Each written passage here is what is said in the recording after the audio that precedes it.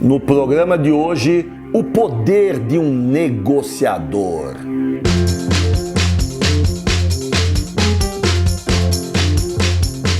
O tema negociação é um tema que faz tempo que eu não falo aqui. Você sabe, nós temos uma playlist no canal, é só acessar, tem muitos vídeos sobre negociação. E hoje eu quero especificamente falar sobre o poder de um negociador. O que te dá poder numa negociação? Você vai ter que negociar? Vai. Então, o que te dá poder? Primeiro, autoridade. Você, quando negocia, você não fala de coisas que você não sabe. Você se prepara, você estuda, você tem referências. Pessoas que, quando falam, passam firmeza na fala, passam verdade na fala, elas têm autoridade, não estão falando pelos cotovelos, estão falando porque elas têm razões para isso. Autoridade dá poder a você numa negociação. Segundo ponto, desenvolvimento de uma boa relação. O que é isso?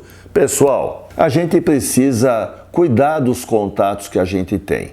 A gente precisa cuidar da imagem que a gente passa. Quem nos vê deve saber assim, deve pensar assim, pô, esse camarada é gente boa, já negociamos no passado, é um camarada sério. Se você tem uma imagem boa, essa imagem chega antes de você junto ao outro. E na hora que você sentar para negociar, as relações boas que você já travou vão alavancar essa negociação. Você já entra na frente de outros, porque você tem uma história correta, uma história de alguém que se preocupa. Cuide da sua imagem, cuide do relacionamento, mostre que você é uma pessoa correta, que você não está pensando só em você, mas também está pensando no outro, e isso vai te dar poder na negociação. Passo 3.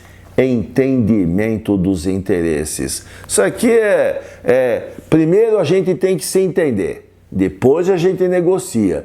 Numa negociação, parte significativa do tempo você vai investir tentando entender. Você vai fazer muita pergunta, você vai anotar o que a pessoa falou, você vai repetir para ela e perguntar se você entendeu direito. Essas são as práticas de um bom negociador. Antes de começar a fazer proposta, antes de começar a encontrar, vamos chegar então ao finalmente, ele precisa investir um tempo bom nos entretanto, na compreensão, entenda os interesses, deixe claro os seus interesses e depois então negocie. Quem conhece melhor, quem está melhor preparado com relação aos interesses, tem mais poder na negociação. Passo 4, a gente precisa acreditar que não existe só um jeito para chegar ao sim. Existem alternativas, existem possibilidades. Bons negociadores estão sempre abertos para criar alternativas. Alternativas elegantes, alternativas criativas, que podem fazer com que o outro fale, opa, que coisa interessante, isso é bom.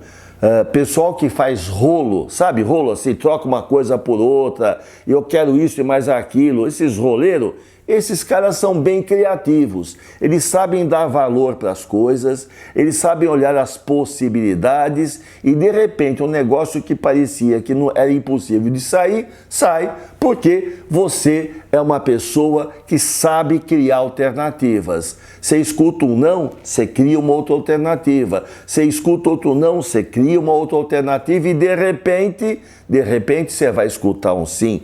Crie alternativas. É o 4º ponto de poder para uma pessoa. Crie alternativas elegantes. Crie alternativas elegantes. É o 4º ponto de poder para um negociador. E antes de falar do 5º, e depois tem o 6º e o 7º, mas antes de falar do 5º, é o seguinte, tá gostando do vídeo? Dá um like e, se puder, se inscreva no canal, toda semana tem vídeo novo. Vamos lá, quinto passo do poder de negociação. Às vezes não é porque eu quero ou porque você acha. Existem critérios que precisam ser observados e que são apresentados pelo mercado. Bons negociadores não entram numa negociação sem ter indicadores de mercado.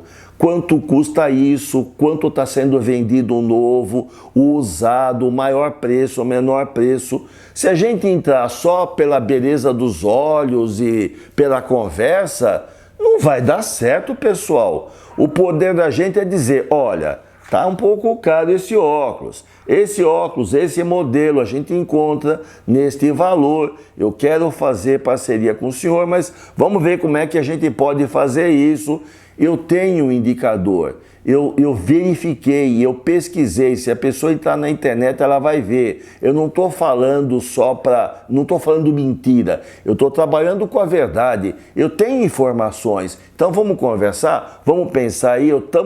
Quero fazer negócio, mas precisamos ter um padrão adequado aí para o valor que está sendo proposto. Sexto passo, sexta fonte de poder. É o poder de formular um compromisso sério. Isto é, quando você apresenta uma proposta, você tem que ser capaz de cumpri-la. Não pode apresentar e depois você não faz.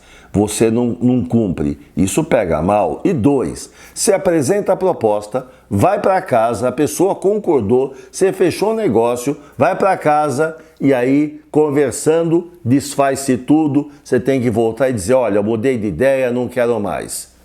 Isso é muito ruim para a sua imagem. A gente tem que pensar bem antes, para no durante poder bancar o que está decidindo. Se a gente decidiu, a gente cumpre. Se você falou que vai pagar, então você paga. Se você falou que vai entregar em tanto tempo, então você entrega. Você precisa ser uma pessoa que honra os compromissos feitos, né? Isso te dá poder. Outras negociações futuras, você já entra na frente de muita gente, porque o pessoal vai falar, não, esse é ponta firme, esse é correto, esse daí cumpre o que fala. Se ele falou, pode confiar, o cara é sério. Então, você tem que saber formular e firmar compromissos e honrar os compromissos. E, por fim, a gente deve evitar entrar numa negociação sem ter uma alternativa caso a negociação não dê certo. Tem pessoas que vão e pensam assim, é tudo ou nada, eu preciso. Se você entrar para negociar assim, você já entra fraco, porque o outro lado vai perceber que você está desesperado e vai te pressionar para tirar as melhores vantagens possíveis. Então, a gente sempre tem que ter uma alternativa no bolso. Tenha uma alternativa no bolso. Alguns chamam isso de masa. Qual é a melhor alternativa que você tem sem acordo? Como eu me viro caso não dê certo? Você não pode ir como tem que ser ou tem que ser, porque se não for eu estou perdido. Aí não vai. A gente tem que desenvolver uma alternativa que é uma alternativa reserva, que vai dizer para mim o seguinte, Ricardo, até aqui você vai, mas que isso é loucura. Fica como você está, que você está melhor. Não avance o sinal. E aí, na hora da negociação, você tem isso com você. Isso te dá poder e te diz o momento de dizer, chega, não é para mim, não vou fazer.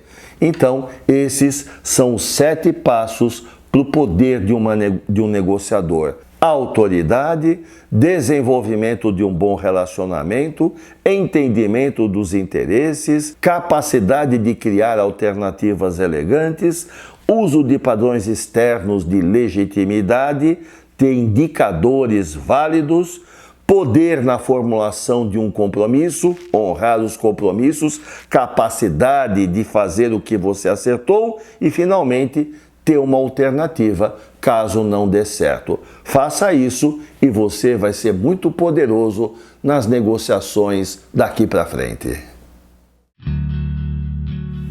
Aquele que vemos como inimigo pode se tornar nosso parceiro.